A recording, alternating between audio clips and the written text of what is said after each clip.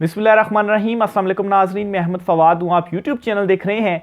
नाज़रीन, आज तारीख है 26 अक्टूबर और दिन है हफ्ते का। दो बड़ी इंपॉर्टेंट खबरों के साथ आज की व्लॉग में आप खिदमत में हाजिर हुआ हूँ। एक तो जस्टिस याह्या अफरीदी जो कि अब चीफ जस्टिस पाकिस्तान बन चुके हैं, इन्होंने आते ही अपने मंशूर का ऐलान कर दिया है और अपने इस मंशूर में इन्होंने ये बात क्लियर कर दी है कि 26वीं आईनी तरमीम की कोई गुंजाइश नहीं। और इसके बाद हुकूमत को एक बड़ा झटका पहुंचा है। ये पैगाम पहुंचा दिया गया है सुप्रीम कोर्ट से। कुछ अहम तरीन और एक्सक्लूसिव डिटेल्स आपके साथ शेयर करनी है।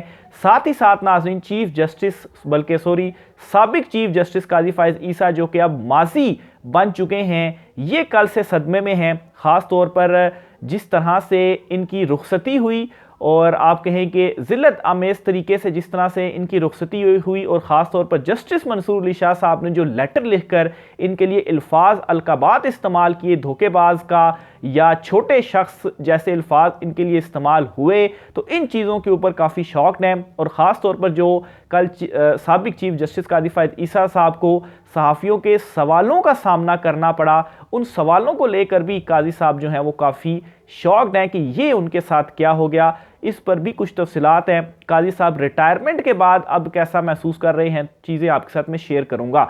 सबसे पहले तो जी जस्टिस याह्या अफरीदी जो कि अब चीफ जस्टिस पाकिस्तान बन चुके हैं, इन्होंने अपने मंशूर का ऐलान कर दिया है। और इस मंशूर में एक बात जो बड़ी वाज़े तौर पर कह दी गई है वो इख्तियारात के तवाज़ुन के हवाले से कही गई है। और ये कहा गया है कि इख्तियारात का तवाज़ुन कायम रहेगा और एक दूसरे में जो इदारे हैं वो ओवरलैप नहीं करेंगे।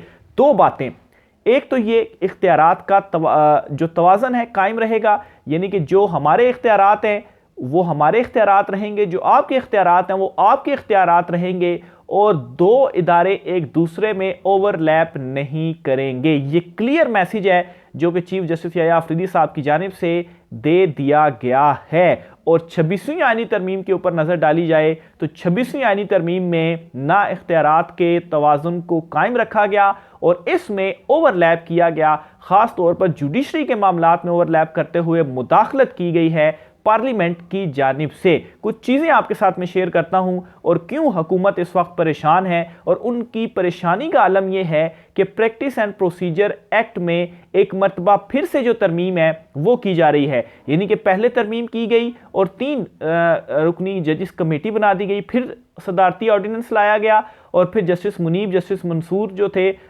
जस्टिस अमीन जो थे, उनको शामिल कर लिया गया। जस्टिस मुनीब को हटा दिया गया और जस्टिस मंसूर अली शाह साहब ने तो बाइकआउट कर दिया। लेकिन अब तीसरी मरतबा प्रैक्टिस एंड प्रोसीजर एक्ट में जो तरमीम है वो की जा रही है। यानी कि आप ये देखें इस चुनतखब हुकूमत के कारनामे कि जब दिल करता है अपनी मर्जी से आप प्रैक्टिस एंड प्रोसीजर एक्ट में तरमीम करके तो अपनी मर्जी के जो बेंचेस हैं वो सुप्रीम कोर्ट में बनाना शुरू कर देंगे। लेकिन ये वाज़ेह शटअप कॉल है जो कि चीफ जस्टिस अफरीदी साहब की जानिब से दे दी गई है कि ओवरलैप मुदाखलत नहीं करने दी जाएगी। अब एक तो जी प्रैक्टिस एंड प्रोसीजर एक्ट में ये तब्दीली क्यों दोबारा से करना चाह रहे हैं, क्योंकि इनको ये मालूम है कि चीफ जस्टिस काजी फायद ईसा साहब के होते हुए तो एक जो उनका स्याह दौर भी था, तो ओवरऑल आपने जो मामलात थे उनको बज़ाहिर कंट्रोल किए रखा काजी साहब के थ्रू, और काजी साहब जो है वो मीनुद्दीन खान साहब को साथ शामिल करके अपनी मर्जी के जो बेंचेस थे वो बनाते थे और आपके लिए बज़ाहिर जो सहूलतकारी थी वो करते रहे। लेकिन अब हुकूमत को ये अंदाज़ा हो गया कि अब ऐसा नहीं होने जा रहा, इसलिए ये एक जो नई तरमीम है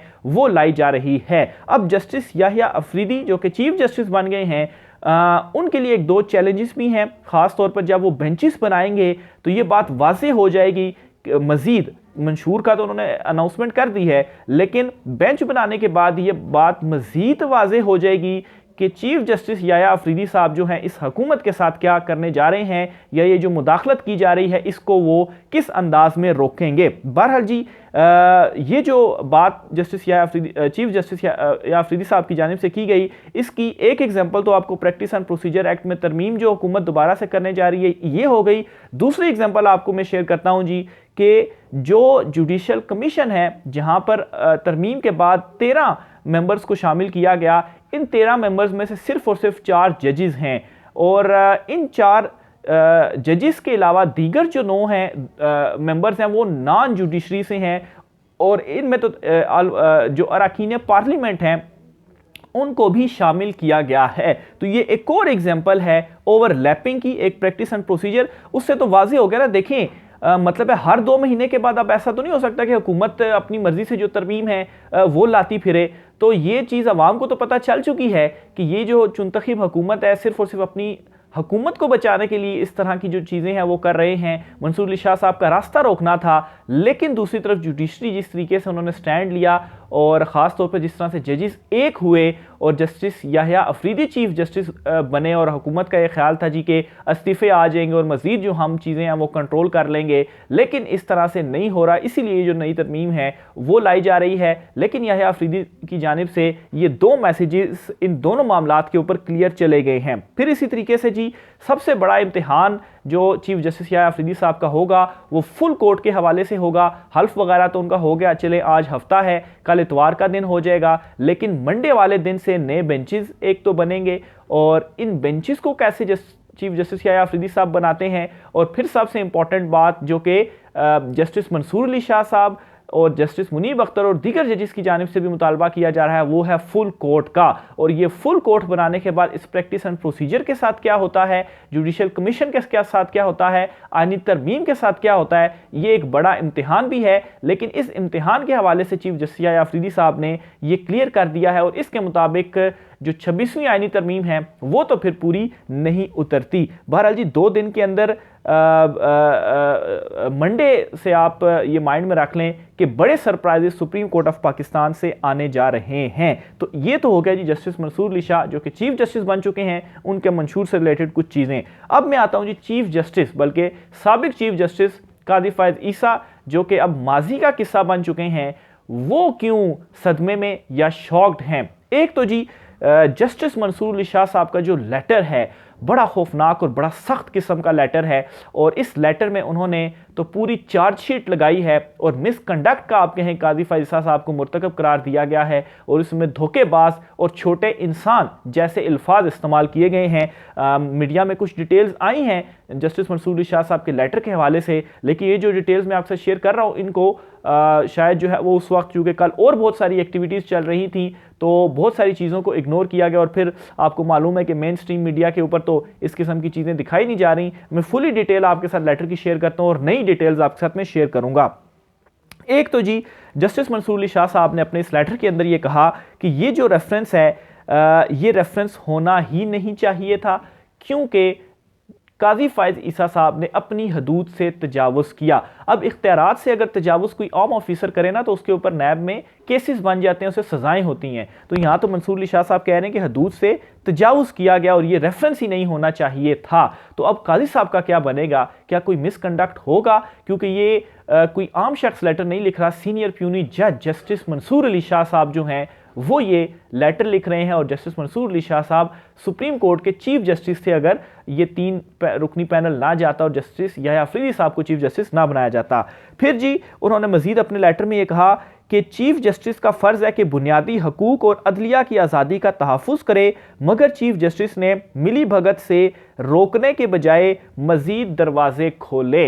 अब बुनियादी हकूक़ का तहफ़्फ़ुज़ क्या था, ये जो पाकिस्तान तहरीक इंसाफ की ख़वातीन वर्कर्स के साथ हुआ, दीगर वर्कर्स के साथ हुआ, 10-10 मरतबा गिरफ्तारियाँ डाली गई, बुनियादी इंसानी हकूक़ को पामाल किया गया, लेकिन काजी साहब बतौर चीफ जस्टिस खामोश रहे। तो फिर जाहिर सी बात है इसी चीज़ को ही जस्टिस मंसूर अली शाह साहब ने हाईलाइट किया और कहा और उन्हें बल्कि मुजरिम करार दे दिया कि उन्होंने ना सिर्फ बुनियादी हकूक़ का तहफ़्फ़ुज़ करने में वो नाकाम रहे बल्कि उन्होंने किया ही नहीं और अदलिया की आज़ादी पर भी उन्होंने कंप्रोमाइज़ किया, बल्कि उन्होंने मज़ीद जो दरवाजे थे वो खोले। अच्छा, एक तो एक्शन भी नहीं लिया, खामोश रहे और उस पर मज़ीद दरवाजे भी खोलते रहे कि आए जी आप करते रहे, हम आपके साथ हैं। तो ये बहुत बड़ी बात है जो कि मंसूर अली शाह साहब की जानिब से लिखी गई है।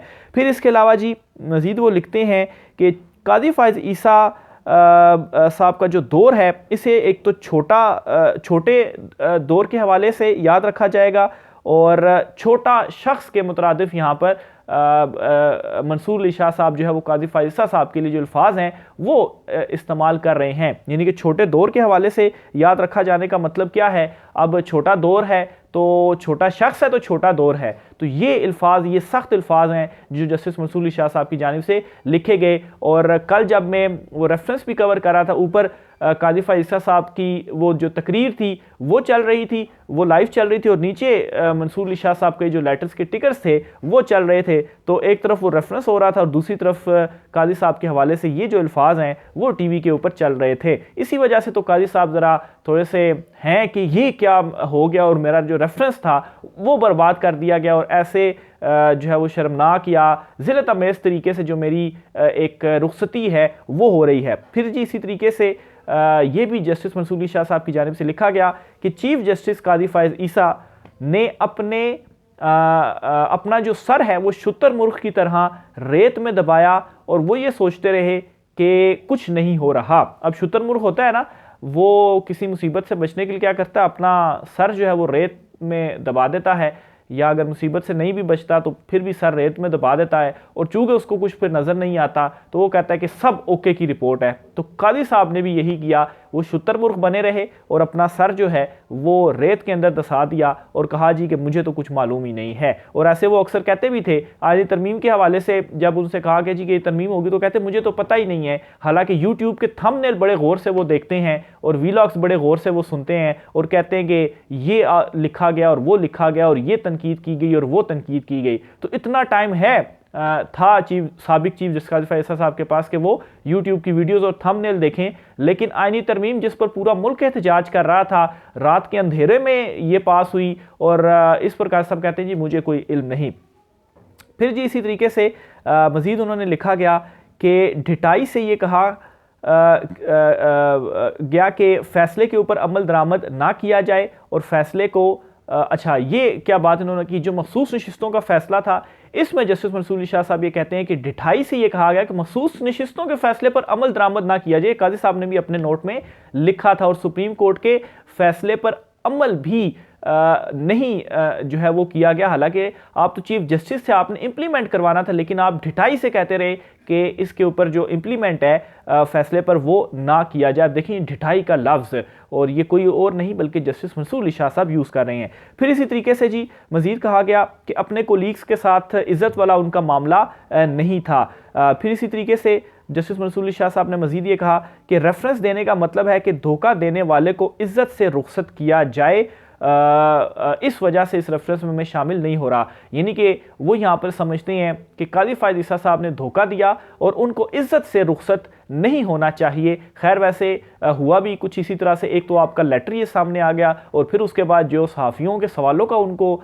सामना करना पड़ा, तो ये बड़ा इंसल्टिंग था काजी साहब के लिए भी। इतना इंसल्टिंग था कि वो चाय पिए बगैर उस तकरीर से जो है वो दौड़ पड़े और जजिस ब्लॉक की तरफ चले गए और कहा जी कि मीडिया को यहाँ पर अंदर नहीं आने देना चाहिए। और इवन के जब उनसे सवाल हो रहे थे तो चीफ जस्टिस याया अफरीदी साहब जो थे वो उनके साथ साथ चूँकि चल रहे थे, जो इफ्तिताह हो रहा था बुनियादी इंसानी हकूक़ के जो एक यादगार बनाई गई थी, तो उन्होंने उनसे जो है वो अलहदगी इख्तियार करते वो वहाँ से चले गए कि ये सवालात हो रहे हैं, काजी साहब खुद जवाब दें, मेरा इनसे क्या जो है वो ताल्लुक। और काजी साहब ने 2 मरतबा पूछा कि अफरीदी साहब कहाँ हैं, तो वो अफरीदी साहब तो नहीं थे, वो तो आपको अकेला छोड़कर चले गए हैं, और वो क्यों आपके साथ खड़े हों, जो सवाल हैं आपसे पूछे जा रहे हैं, आप उसका जो जवाब है वो दें। तो इन 2 चीज़ों के ऊपर काजी साहब जो हैं वो काफ़ी ज़्यादा शॉक्ड हैं कि ये उनके साथ क्या हुआ। फिर इसी तरह से जी मज़ीद उन्होंने कहा कि अगर इनको रेफरेंस दिया जाता है तो उससे ये पैगाम जाएगा कि चीफ जस्टिस जो है वो कमज़ोर और जो है वो गैर असूली काम करने के बावजूद भी इज़्ज़त से रुखसत हो रहा है। तो इस वजह से यानी कि बेसिकली जो एक हाईलाइट यहाँ पर बार बार किया गया वो ये था जी कि रेफरेंस से देख के उनको इज़्ज़त से क्यों रुखसत किया जाए, वो ये डिज़र्व ही नहीं करते इस इज़्ज़त को कि उनको रेफरेंस दिया जाए, तो इस वजह से मैं उनके रेफरेंस में शामिल नहीं होता। और रेफरेंस में सिर्फ जस्टिस मंसूर अली शाह साहब नहीं, और ये मैं पहली मरतबा देख रहा हूँ, कई चीफ जस्टिस को मैं कवर कर चुका हूँ जजिस मौजूद होते थे। जस्टिस मुनीब अख्तर, जस्टिस मंसूर अली शाह साहब 2, जस्टिस आयशा मलिक 3, जस्टिस अतर मिनल्ला 4 और जस्टिस शहजाद मलिक 5। अब इनमें जस्टिस मंसूर, जस्टिस मुनीब और जस्टिस आयशा 3 चीफ जस्टिस, और अतर मिनल्ला और शहजाद मलिक ये साबिक चीफ जस्टिस थे हाई कोर्ट्स के। शहजाद मलिक साहब लाहौर हाई कोर्ट के और अतर नल्ला साहब इस्लामाबाद हाई कोर्ट के चीफ जस्टिस थे। इन्होंने बाइकाट किया और एहतजाजन शिरकत ही नहीं की। और अभी तो सिर्फ एक लेटर मंसूर अली शाह साहब का सामने आया है और उसमें जो काजी साहब के अल्फाज इस्तेमाल हुए, मेरे ख्याल से कोई भी ऐसा नहीं चाहेगा कि इस तरह से उनकी जो रुखसती है वो होनी चाहिए। लेकिन फिर जाहिर सी बात है, इस तरह से रुखसती क्यों होगी? जो आपका दौर स्याह दौर, उसे यौम निजात के तौर पर मनाया जा रहा है आपकी रिटायरमेंट के दिन को, तो फिर ये रुखसती तो इस तरीके से होनी थी। तो ये जी कुछ आम तरीन तफसीलात हैं। राय का इज़हार कीजिएगा। आज की व्लॉग से इतना ही, इजाज़त दीजिए। अल्लाह हाफिज़।